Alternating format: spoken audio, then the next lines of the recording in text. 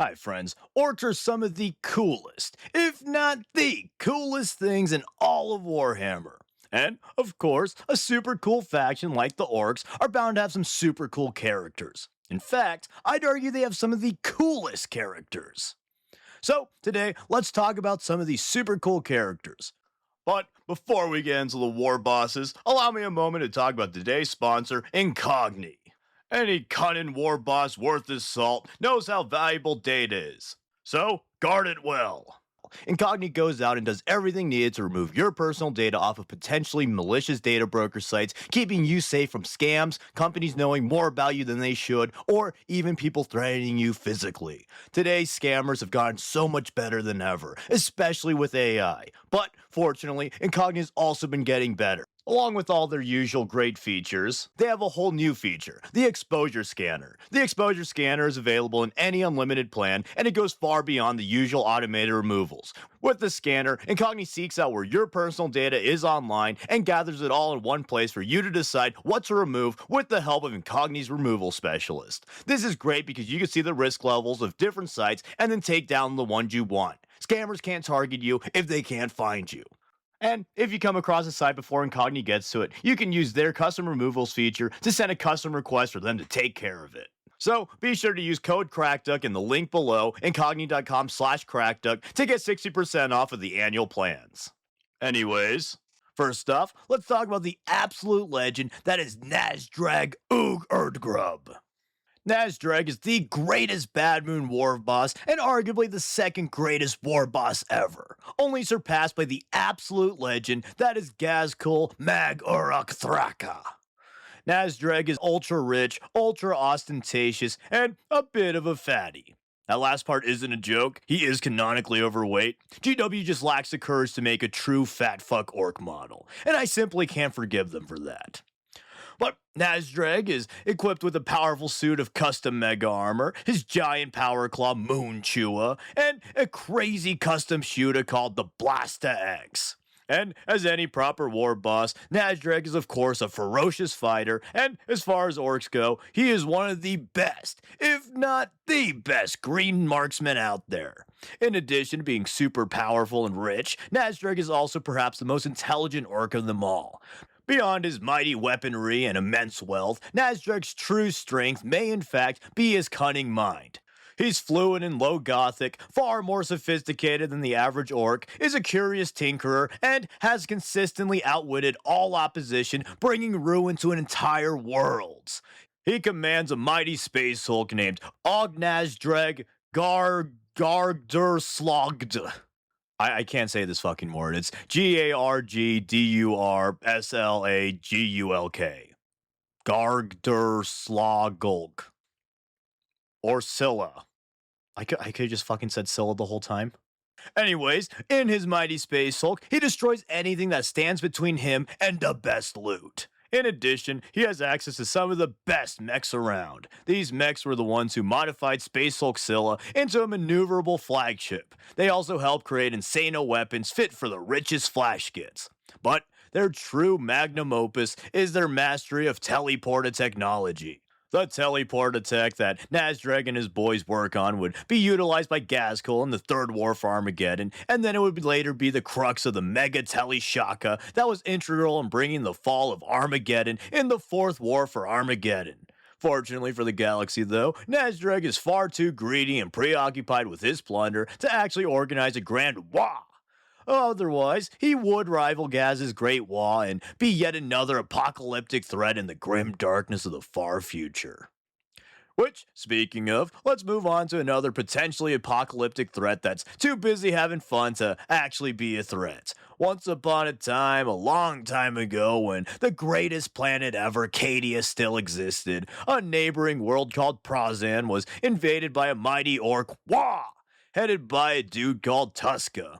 Although it's not unheard of for orcs to act in a nonsensical fashion, the Greenskins were dumping an inexplicable amount of boys to attack the relatively unimportant world. You see, Prozan was a shithole rad world, which unfortunately isn't the skateboard and drink soda party style rad. It's the heavily irradiated and will kill you rad. On top of that, though, the Cadians also terraformed it to be even shittier so that they could use it as a hostile training planet, which is honestly pretty badass. But despite its proximity to Cadia, beyond being a local shit creek to make the Cadians even more badass, it essentially had no strategic value.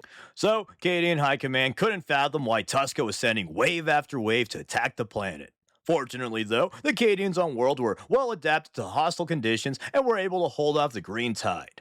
But then, as quick as they came, the orcs abandoned the world and flew straight into a warp vortex in the Cadian Gate. So, basically, to recap, the orcs arrived on Detroit the planet, launched a humongo attack for no reason, and then flew into the kill yourself here portal. But, surprisingly, there was a good reason for all this. Well, a good reason from an orc point of view. About 2 years ago, before the attack on Prazan, Tuska's Space Hulk was attacked by a greater demon. Tuska ran down the halls like a kid on Christmas Day to unwrap his present. And by unwrap, I mean flay, and by present, I mean greater demon. So, that's to say, he fought and killed the greater demon in glorious combat. And fighting the demon was the closest to death that Tuska ever gotten, and thus it was the most fun fight of his life. So he swore an oath to kill more demons. So then, Tuska swore an oath to kill demons. So, with his eye on the terrors of the Eye of Terror, Tuska made his pilgrimage to the Hellhole. Then, in the Cadian system, Tuska sent his boys to attack Prazan in order to harden them to hostile environment operations. Then, he flew straight into the Eye of Terror for the greatest war ever! The boys got into the warp with suspicious ease, and in the warp, they went planet to planet, killing everything they encountered. Living forest of evil-ass tongues, hot sexy demon babes, and crystalline worlds of madness. Woo! They all fell to Tuska's warband. But eventually, they would make it to a fleshy world of blood, and in frustration of finding nothing to kill, Tuska shot at the ground. Upon shooting it, the world groaned, and Tuska realized that the world was alive, and he ordered his boys to kill it. Badass. In retaliation, the Blood Prince who ruled the world emerged from the planet to face the Orkoid invaders. And on this evil-ass blood world, the orcs had finally met their match. The demons fought the boys, and Tuska matched the prince in combat. In their duel, the Blood Prince would eventually pin Tuska and called to Khorne to witness his great victory. But as he gloated, Tuska pinched him in the dick with his power claw as a final act of destruction, taking the prince down with him. Then, the next dawn on the planet, Tuska and his boys were miraculously resurrected. Khorne was so pleased with the bloodshed of the previous day's battle that he decided to constantly revive the warband and demon hordes so that they may wage glorious battle on the planet till the end of time. Badass. And finally, we get to my favorite of the three and my second favorite orc only after Gaz. It's one of the most legendary orcs of all time, the hero of the War of Daka, king of the freebooters, and the swashbucklingest orc of all time, Captain Badrock. Captain Badrock was once a bad moon, but he was exiled from his clan for quote-unquote having too many teeth for his own good. Which, considering this is coming from the Bad Moons, he must have been absolutely loaded even before he became a legend. But without the Bad Moons, Badrock would go on to become the greatest freebooter ever. He leads his flash skits from his custom kill cruiser, the Blacktooth, killing and pillaging whatever they please. His grand feats include, but are not limited to, assaulting a tendril of Hive Kraken and hunting down the Norn Queen. He outshot the Tau in the War of Daka, and he's said to have single-handedly killed a Freeblade Knight with, quote, only a hair squig and some inebriated snotlings. Badass. Badrock is incredibly ostentatious and flamboyant, even more so than Nasdric somehow, and he loves to wear, quote, outrageous hats, he has special gold armor, cool pirate clothes, he wears the medals of the admirals he defeated, and he has a whole arsenal of exotic weapons, his favorite being his signature gun, the Ripper. As its name suggests, the Ripper is an Ogren Ripper gun that was modified to shoot special unstable plasma canisters. And perhaps most notably of all, the Ripper is so deadly radioactive that being near it is a death sentence for most living beings. So he's got a rad gun that's pretty rad. Due to this, Badrook wears a lead-lined coat to protect against this. However, to be honest, Badrook is such a boss that he could probably just thug it out anyways. As previously mentioned, though, Badrook's flash kits are incredibly rich and are one of the most infamous warbands in the galaxy. They're armed to the teeth with the best arms teeth can buy, and Badrook heavily utilizes teleport attack to maximize his git's destruction. Their reputation is so legendary that many war bosses seek the unmatched firepower of the flash kits and tactical counsel from Badrook. Much like Nazdrek, Badrook's combat prowess is equaled, if not exceeded, by his brilliant tactical mind. Thanks to this, Badrook has worked with nearly every war boss of note. He's also infamous for extorting his clients after he completes his services, either through intimidation or simply exploiting the reverence that other orcs have towards him. But even after getting scammed, almost everyone who works with Badrook finds it well worth it simply to fight alongside the legend. From their piratical adventures and mercenary work, they've accumulated an insane amount of wealth which they spend to get even better weapons and gear to kill and plunder even harder. It's even said that Badrook's flash kits are so rich that they have to hide buried treasure on various planets and asteroids, which is very cool, very piratical.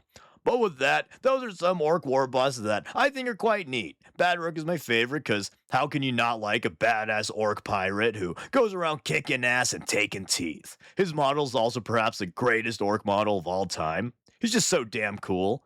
But let me know who your favorite orc war boss is in the comments below. There's a lot of cool ones, so if people want, I'd be happy to cover more like Zagstruck, Snickrod, and Ufok.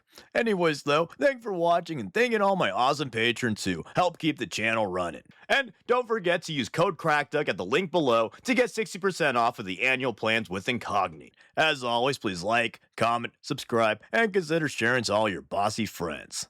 Thanks.